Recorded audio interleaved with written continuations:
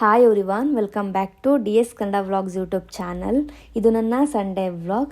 ನಾನಿವತ್ತು ಮಾಡ್ತಿರೋ ವ್ಲಾಗ್ ಬಂದು ಟ್ರಾವೆಲಿಂಗ್ ವ್ಲಾಗ್. ನಾವಿವತ್ತು ರಾಮದೇವ್ರ ಬೆಟ್ಟಕ್ಕೆ ಹೋಗ್ತಾ ಇದ್ದೀವಿ. ಈ ದೇವಸ್ಥಾನ ಬಂದು 45 ಕಿಲೋಮೀಟರ್ಸ್ ಇದೆ ಬೆಂಗಳೂರಿಂದ. ರಾಮದೇವ್ರ ಬೆಟ್ಟ ರಾಮನಗರದ ಹತ್ರ ಇದೆ. ರಾಮದೇವ್ರ ಬೆಟ್ಟ ಅಂತೂ ತುಂಬ ಚೆನ್ನಾಗಿದೆ. ಹಾಗೆ ಒಂದು ಫೇಮಸ್ ಪ್ಲೇಸ್ ಅಂತ ಹೇಳ್ಬೋದು. ಅಮಿತಾಬ್ ಬಚ್ಚನ್ದು ಶೋಲೆ ಹಿಂದಿ ಮೂವಿನ ಇದೇ ಪ್ಲೇಸಲ್ಲಿ ಶೂಟ್ ಮಾಡಿರೋದು.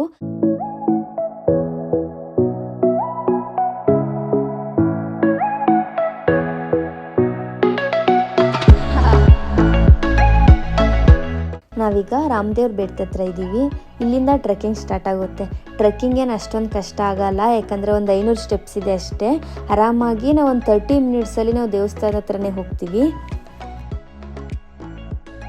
ಇಲ್ಲೊಂದು ದೇವಸ್ಥಾನ ಸಿಗುತ್ತೆ ನೋಡಿ, ಶ್ರೀ ರಾಮೇಶ್ವರ ಸ್ವಾಮಿ ದೇವಸ್ಥಾನ.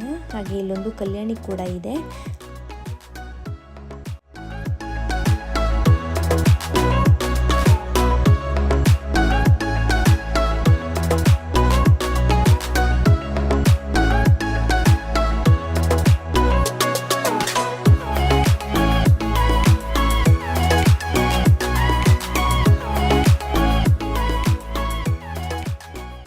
ಹಾಗೆ ಸ್ವಲ್ಪ ಮುಂದೆ ಹೋದರೆ ಶ್ರೀರಾಮದು ದೇವಸ್ಥಾನ ಸಿಗುತ್ತೆ. ಭಾನುವಾರ ಹೊತ್ತು ಅಲ್ಲಿ ಪ್ರಸಾದ ಕೂಡ ಕೊಡ್ತಾರೆ. ಪ್ರಸಾದ ಅಂತೂ ತುಂಬ ಚೆನ್ನಾಗಿತ್ತು. ಹಾಗೆ ದೇವ್ರ ದರ್ಶನ ಮುಗಿಸ್ಕೊಂಡು ಸ್ವಲ್ಪ ಮುಂದೆ ನಡ್ಕೊಂಡು ಹೋಗಬೇಕು.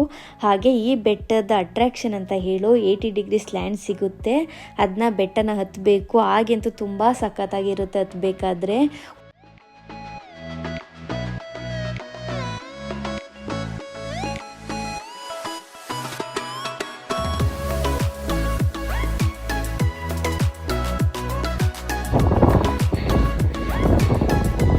ವ್ಯೂ ಮಾತ್ರ ಸಖತ್ತಾಗೈತಿ.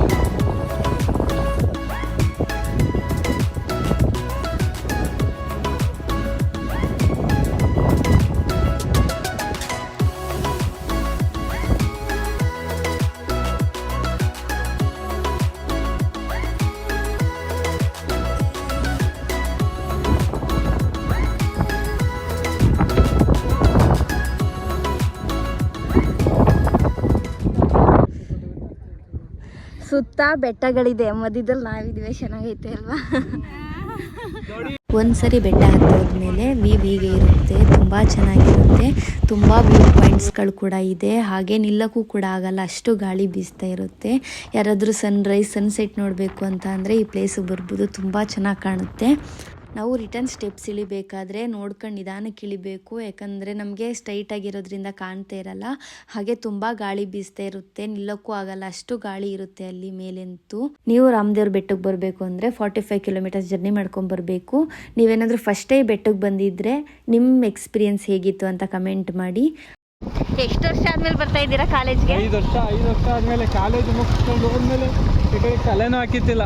ಹೆಂಗ ಅನ್ನಿಸ್ತಿದೆ ಫೀಲ್ ನಿಮ್ ಕಾಲೇಜ್ ನೋಡಿದ್ರೆ? ಇದು ನಮ್ಮ ಕಾಲೇಜ್ ಅನ್ನಿಸ್ತಿದೆ. ಸಾಗರ್ ಅವರು ಇಂಜಿನಿಯರ್ನ ರಾಮನಗರಲ್ಲೇ ಮಾಡಿದಂತೆ, ಅದಕ್ಕೆ ಬಾ ನಮ್ಮ ಕಾಲೇಜ್ ತೋರಿಸ್ತೀನಿ ಅಂತ ಕರ್ಕೊಂಡು ಹೋಗಿದ್ರು. ಕಾಲೇಜ್ ಅಂತೂ ತುಂಬಾ ಚೆನ್ನಾಗಿತ್ತು.